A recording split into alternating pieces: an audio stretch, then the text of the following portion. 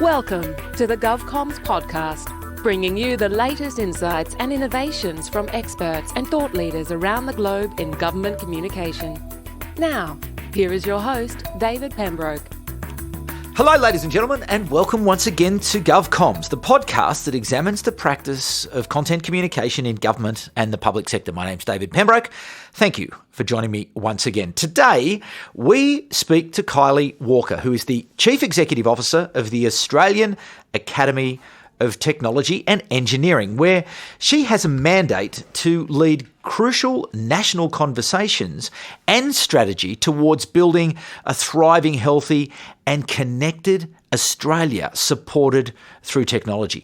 She specialises in bringing together technologists, engineers and scientists with governments, business, media and society with the skills that she's built over many years in senior federal communication and advocacy roles in science, technology and the health sector. As the immediate past CEO of Science and Technology Australia, Kylie led campaigns to increase investment in Australian research and development and created the acclaimed Superstars of STEM program, which in fact Content Group has supported over a number of years, also championing Australian women in science, technology, engineering and mathematics. Kylie is also the chair of the Australian National Commission for UNESCO and a visiting fellow at the Australian National Centre for the Public Awareness of Science. In 2019, she was named in the 100 Women of Influence list by the Australian Financial Review for the work that she's done in improving equity, diversity and inclusion in STEM. And she joins me in the Content Group studio. Kylie, welcome to GovComms. Thanks so much. It's a pleasure to be here. So, Comms, how is your sort of world reacting and responding and your communication style, given the challenges of COVID and the acceleration of technology and everything else? What's happening with your life? There has never been a more important time for evidence and truth to be included in the conversations, the public conversations and the decision-maker conversations around how we respond to the multiple crises that we're facing, not just as a nation, obviously, but as a globe. So it is a huge challenge, but it's also an enormous opportunity because all of a sudden we have, for the first time in many years in Australia, a cabinet that is asking the learned academies, there are 5 of us, but asking the learned academies for that rapid expert advice in order to inform their very, very quick but very, very important decision-making in responding to the COVID crisis. Okay. So it's a really exciting time, actually, to have stepped in as the CEO of the Academy of Technology and Engineering. My tenure started at the end of January, so it's been a bit of a rollercoaster year. Okay, but that's a fascinating insight that I'd really like to explore with you, given that is such a key stakeholder group. You know, National Cabinet, the Federal Cabinet, this is where decisions are made. So can you describe how that interaction takes place and how are you able to provide information quickly to them to enable evidence-based decision-making? So traditionally, the learned academies have had a relationship with the federal government and we have been mandated and in fact supported by a particular grant mechanism to provide that expert advice. But it's been deeper and longer term. So we're talking about, you know, those big reports, big roadmaps, 10-year plans, etc., that are drawing on all of those experts across all... The big issues, the big wicked problems that are going to take time to unpack. Yeah, indeed. And you know, deep and lengthy and thoughtful consultation and, you know, bringing it together with expert working groups and then providing roadmaps to government, to policymakers and decision makers. What's changed this year is that with the help of the Chief Scientist, Alan Finkel, we as a group of academies, of the 5 learned academies, have called on those expert networks to provide very quick turnaround. It's new for us. It's around sort of between 1 week and 2 weeks turnaround on very pointed questions.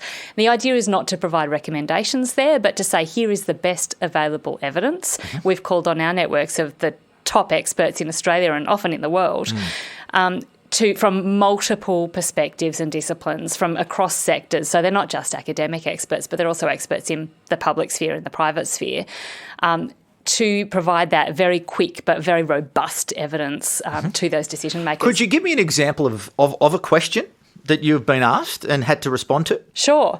So the group's responded to many, many questions. ATSI in particular, the Academy of Technology and Engineering, has responded to two very important but perhaps less pointed questions around what's the effect of the COVID pandemic on women in STEM, firstly. And the second question that we led the response to, they're all group efforts, but different academies lead different responses.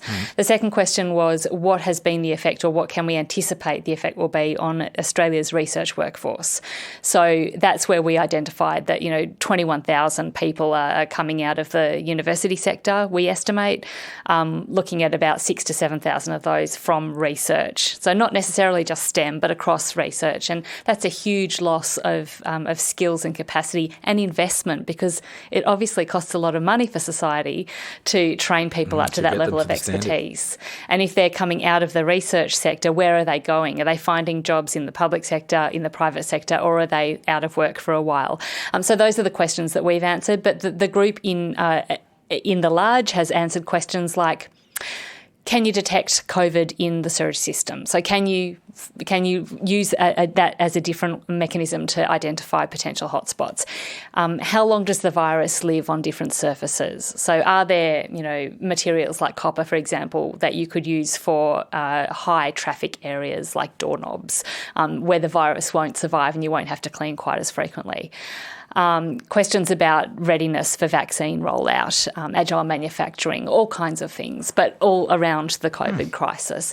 Now, we see that as something that we can and ought to build on going forward and have as a regular part of the way in which we provide advice to government. And do you suspect that it will be sustained?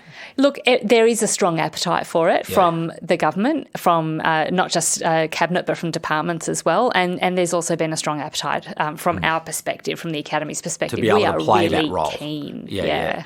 So in terms of just going back to that question that you were called upon to answer, how do you model something like that when you know that the numbers are, 21,000 out? How many did you say from research? Was it 9,000? 6 to 7. Okay, 6,000 to 7,000 out of research.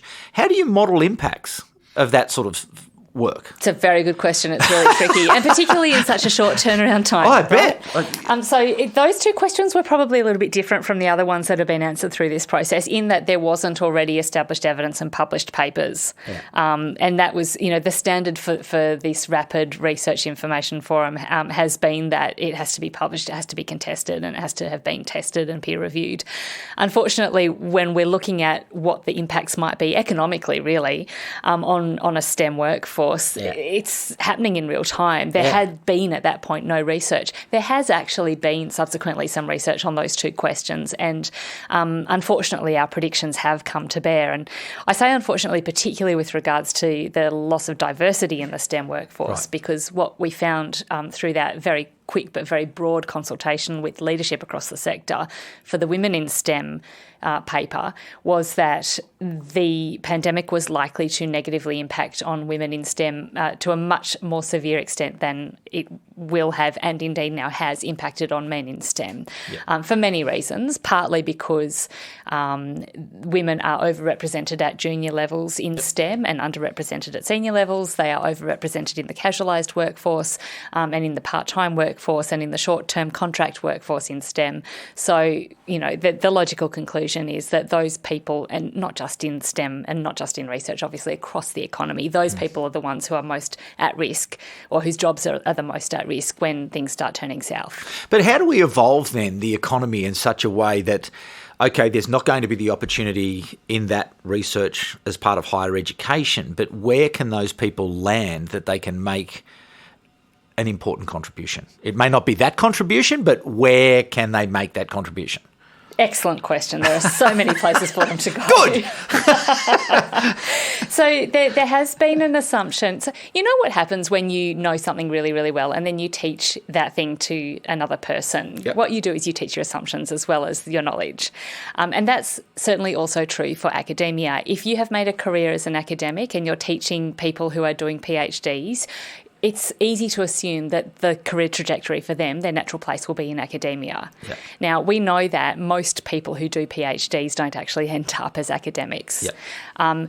Nevertheless, that cultural assumption persists. And so what we've got a few really great ideas. We're not the only people, obviously. Lots of people, lots of organisations have been creating mechanisms to find excellent and worthwhile and really important jobs for people with high-level STEM qualifications outside of academia. Some of them will be in R&D.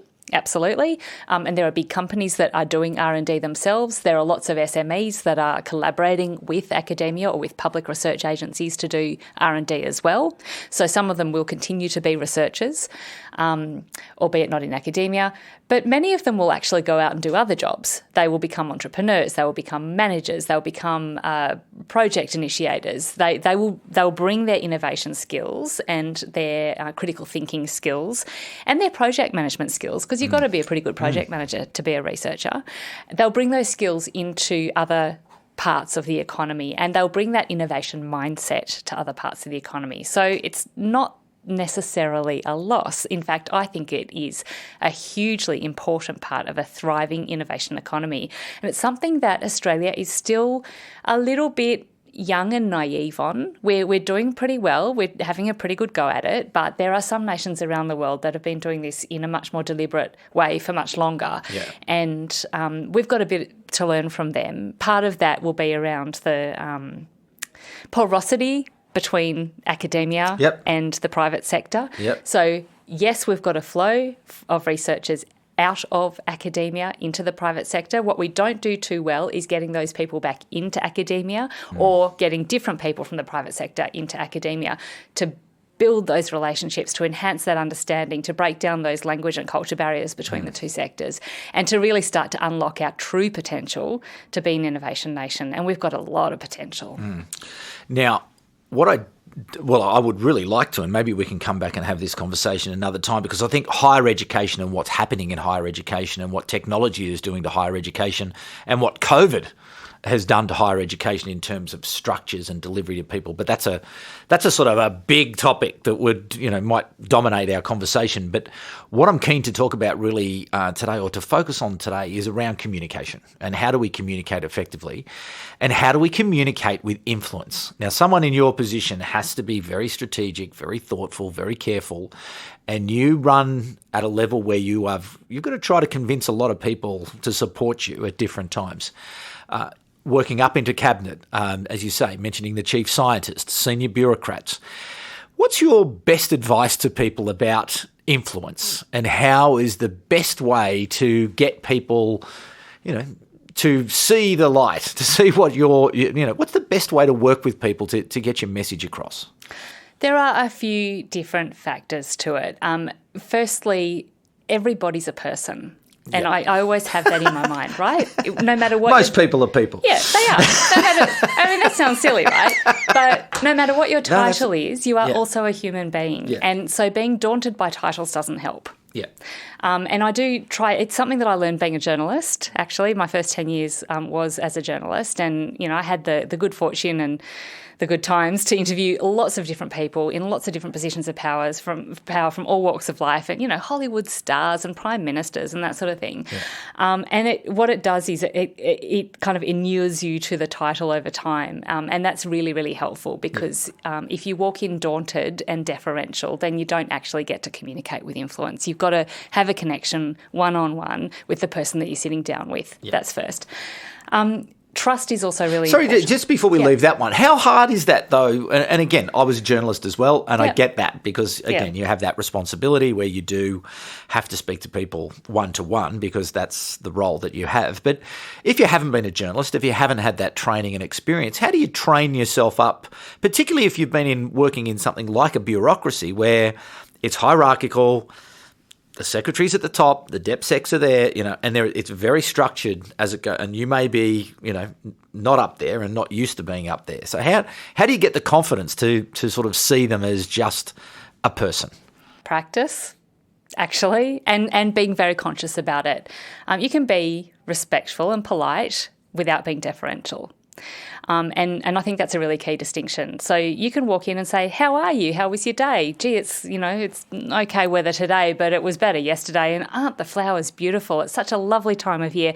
Just to put a little bit of personality into your interaction before you get down to business. Yeah, and indeed, it's one of those other, it's really finding one thing also that they may be interested in, where you can have or what about the, if they follow a particular football team, for example, and you know what the score was of their team over the weekend, and you'll always get a reaction out of them because they are engaged in whatever it is, whether it's football or arts or sport or movies or whatever. Oh, totally. You should definitely do your research, but find the thing where there is genuine connection, because otherwise it looks a little bit too contrived. Right? Yeah. People can sniff that out. So I know nothing about footy. I'm never going to have a conversation about football, right? But if you But you can find a mutuality somewhere. Yeah, absolutely. And look, one of the delightful things about working in the sector that I work in is that I come across really exciting, amazing, inspiring stories all of the time. Yeah. And that in itself can be a point of connection. Yeah. So, if everyone's a human being, everyone knows someone who's had cancer, for example. So you can talk about, if you know that there's a bit of a backstory there and it's not too raw, you can talk about some of the amazing breakthroughs that are possible or are in the works for cancer research. Yep. You could talk equally about if people have a bent for technology or gaming. There are lots of different places where you can find a connection and still talk about the stuff that you're there to talk about. Yep. And that kind of brings me to the next point, which is about building trust. So that requires consistency, it requires authenticity, and it requires really knowing your stuff and knowing that when you walk into a room, you're not there to necessarily get something, grab everything that you can and walk out with the loot. Yeah. You bring something to the table as well as perhaps asking for something in return. Yeah. And you do that consistently over time. It takes time and it takes a consistent investment in the relationship before you can expect that trust. It's not something that you can expect just because of your title or because of the organisation you work for.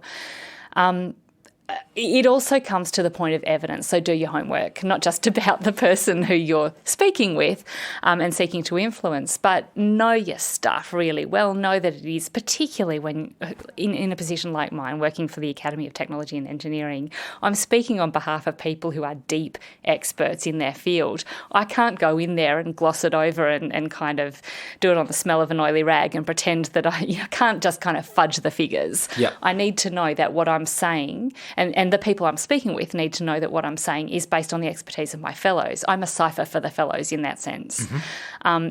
And I can't make it up as I go along. Do you? No, I can't imagine that would end well. Do you go to the point of understanding or trying to understand the ways that people like to receive information? Some might be visual, might like their content visually. Some might like, give me all the details because I'm going to read everything. Different people are different in the way that they consume information. Absolutely. And if you can do that, you should, but you don't always know that. You don't always have that information. And so what you should also do is think about, speaking that same information in 5 different languages and knowing that at least one of those languages is going to hit the sweet spot. Yep. So you might bring along a visual aid. You might bring along a toy to play with. You might communicate it verbally. You might also have a sheet of writing or a website that you can put someone to or, video resources to back it up. And that's particularly true for public education campaigns, I think. You have to assume that different people have different ways of receiving information and absorbing information. And, yes, absolutely tailoring it to the individual where you can do that is terrific, but you can't often do that. Mm. So finding multiple ways. The other thing that old tenet is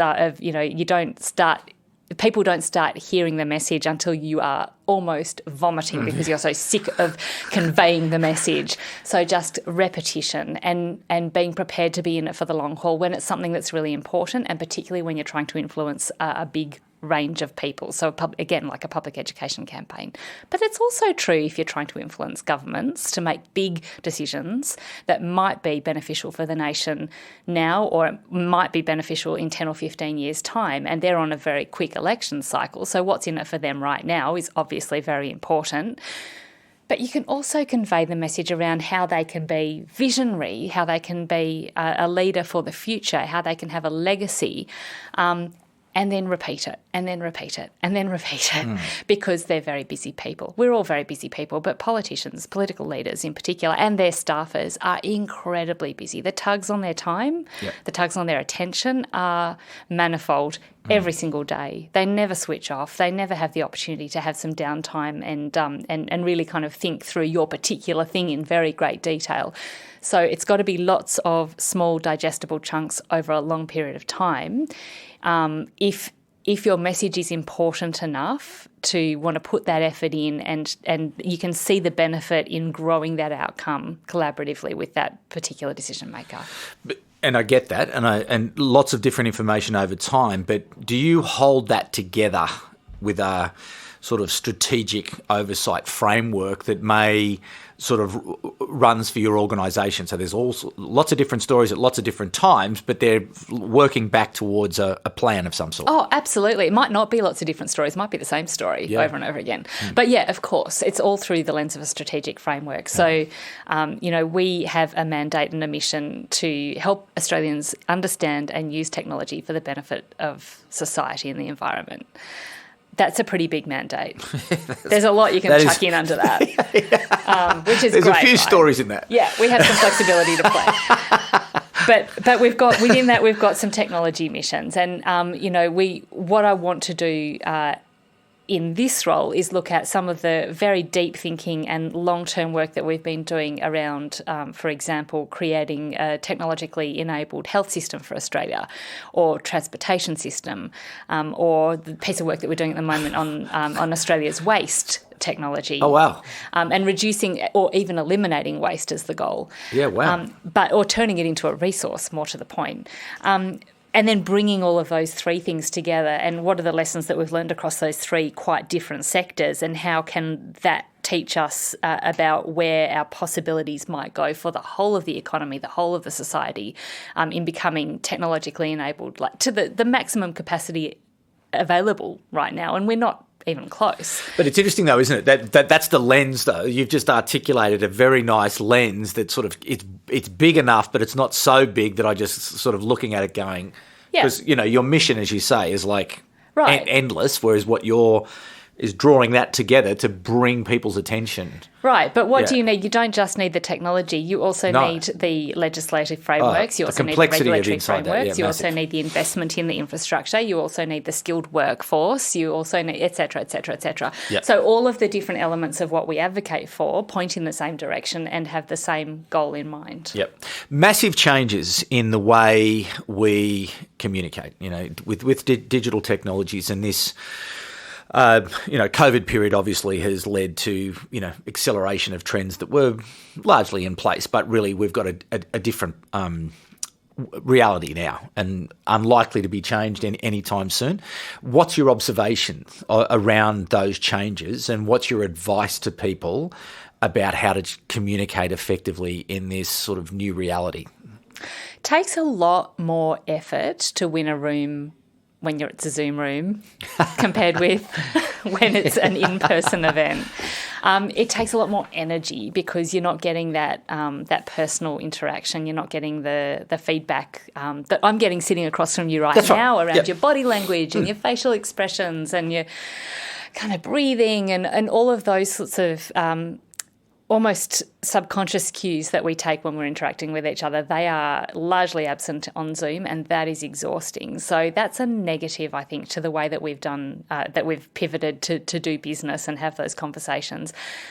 But there are lots of positives as well. And some of the possibilities, I think, that have opened up in a massively accelerated way because of this pandemic have been around inclusivity for people with disability in particular, people who aren't able to travel, people who may be vulnerable because they've got an immune system disorder or they're going through chemotherapy, for example, they can still participate, and they can participate in a way that that doesn't exhaust them and doesn't expose them to additional vulnerability. Reaching into remote and regional schools and including children who would otherwise never have had these opportunities in conversations and direct personal interactions with leaders and inspirational role models has been extraordinary. I think there's extreme. There are some of the downsides around never switching off. Yep. But on the flip side of that, it enables people to work the times and hours that suit them. And you know, as a mother of 3 children, it's been both incredibly intense to manage them at home for the time that they've been at home and try to do a full-time new job at the same time. But it's also meant that I can do some of that stuff out of hours, and I can have But did you get it? Don't you get exhausted though? Well, yeah, that's why you've got to know your boundaries and put some limits around it and have some personal time and some sort of reinvestment in yourself as well. That's really, really important for sure. But, you know, something that I've been meaning to do this year or had intended to do this year when I first stepped into the role was get around Australia and meet our 880 fellows. I clearly haven't done that, but I bet I've met more of them virtually than I would have met if I'd got around in person and had lunchtime, you know, chats and seminars and what have you. So, you know, there's technology is not there's no moral value on technology. It is morally neutral. It is, in a sense, it's also utility neutral until we come to it, until it matches with human beings. And it's how we use it and how we respond to it and the boundaries we put around it that enable the possibilities and keep us safe as well. But in this new world then, what skills do we need to have to be better communicators? Now, obviously you described the context there, that you know, there's the good and the bad, but how do I become really good in this new world? How do I become a super effective communicator in this new reality?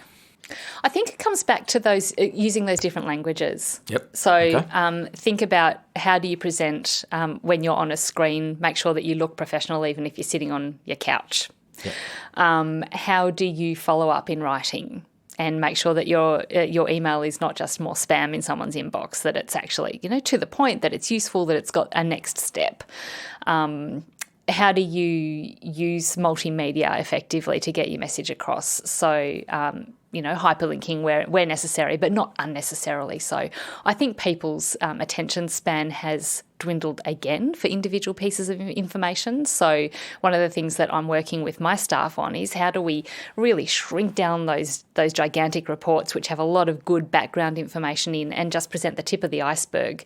And then the people who've got more time and more will and more interest can go on their deep dives if they wish to. But if I've got a 50-page report, I'm also going to have a 2-page summary. Yeah. Because time-poor people are not going to be reading the 50-page report, even though it's very important to have that. Sure. But are you then going to sort of atomise that piece of content even further to a point of an infographic. The infographic and the video or the audio or an interview or, you know. So using those multiple channels as much as possible and understanding that some people love podcasts while they're going for a walk or a run or in the car. Some people like to sit down and read a good chunky piece of report. Yeah.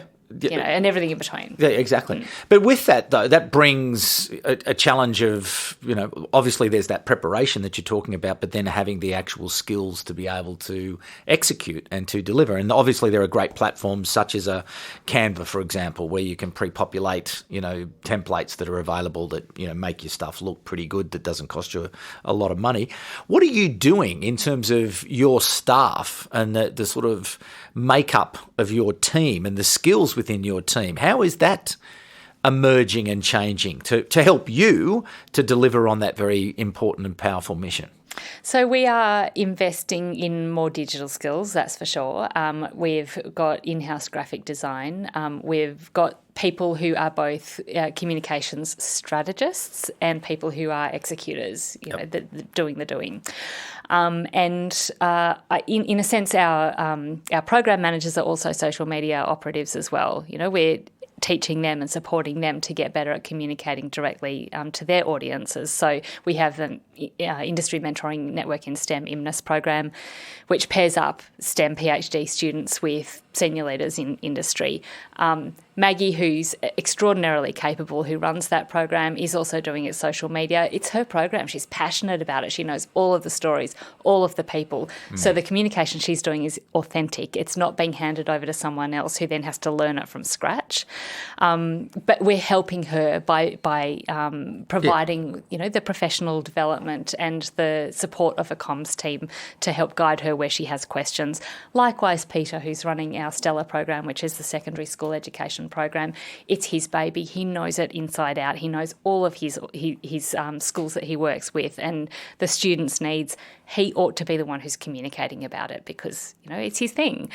So supporting those people and upskilling them, but also giving them those professional people who are able to guide them and just help them tweak it along the way. Yeah, I think that's one of the big changes that's coming is this notion of distributing capability to the edges, much closer to the people, to that authentic engagement, because that's where we are now, and the speed of the world and being able, as you say, to be able to, produce and distribute that, content that they know, it's got much greater richness and resonance than it would have if it goes, hang on, it's got to go back through the centre, for example, rather than, to be immediately available to that audience. Absolutely. And with the authenticity, there's also the concept of inclusivity and making room. And for me, that means telling the stories of the people who our work affects, as well as telling the stories of our work.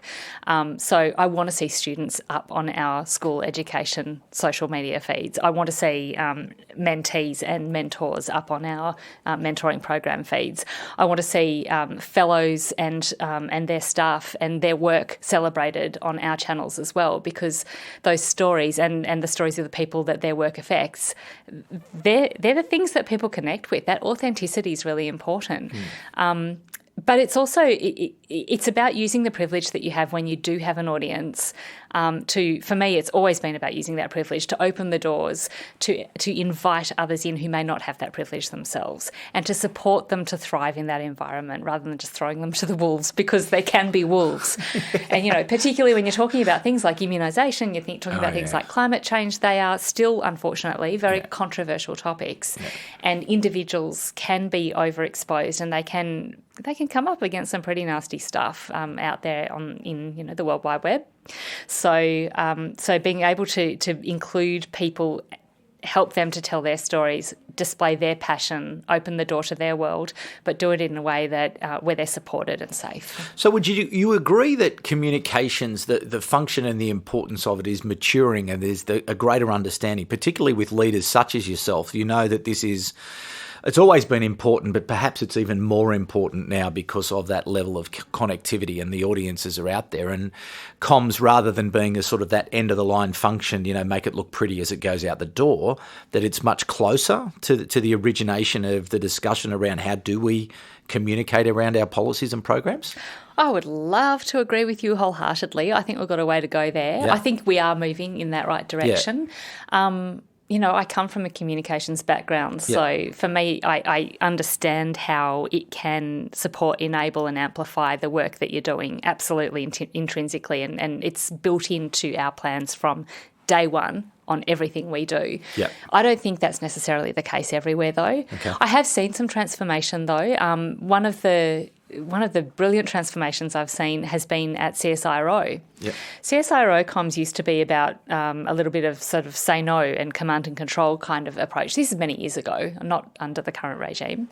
There used to be definitely an air of, we're going to control who can talk and when they can speak and what they say, and they have to come back and have everything signed off in triplicate before they open their mouths or, pick up their keyboards.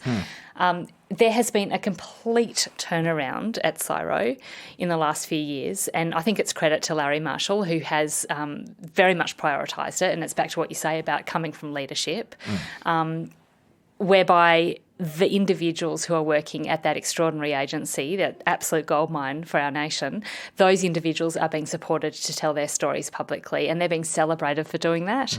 They're being rewarded for doing that, and they're being enabled to do it properly and professionally, and to grow their skills as they do. Now, that has been amazing to watch. And then they're started to get more confident about how they're communicating and promoting their image online and on social media as well. Then you can start to have a bit of fun with it.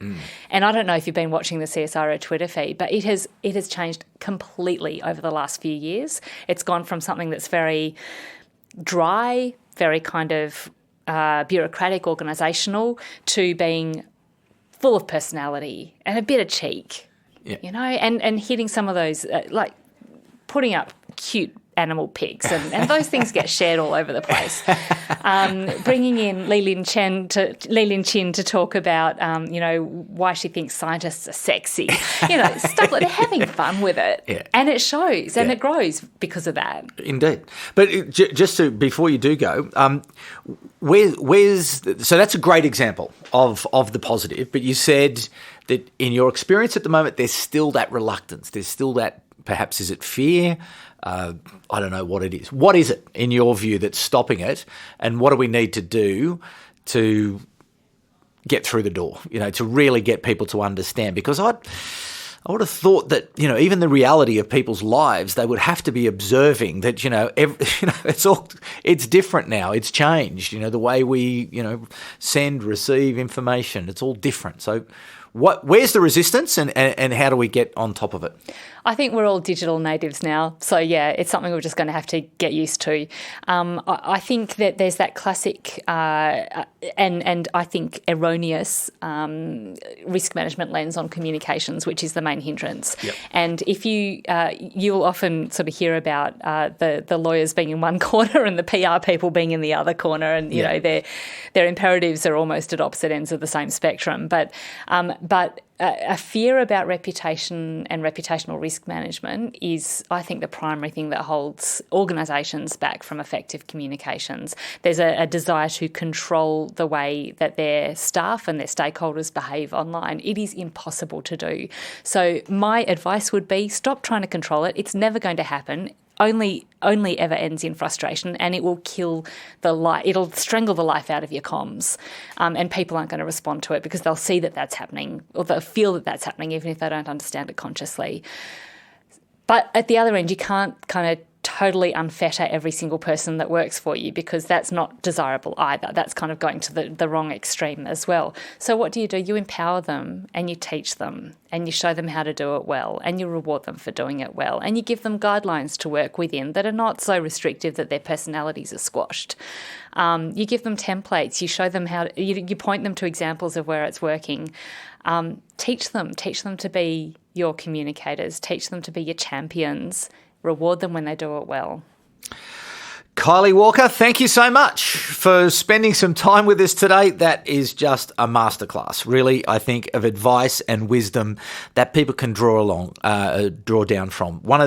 Basically, the podcast is all about people learning, and they can take away so much of what you said today, take it into their lives, communicating with influence, empowering. I think this education piece, this is really going to be massive in this part of the public sector and government sector. And just if we can get more people telling the great stories, because really 99.9% of what government does is great. And there are so many stories that are locked up in these organisations at the moment, and we haven't given people permission to think about it, that this is a great story. And I could go on, and I'm sure we could all go on with lots and lots of examples of great stories that never get told because people don't feel that they've got the permission or the skills to get after it. But we're going to change that by getting people to listen to this podcast. Thanks for coming in.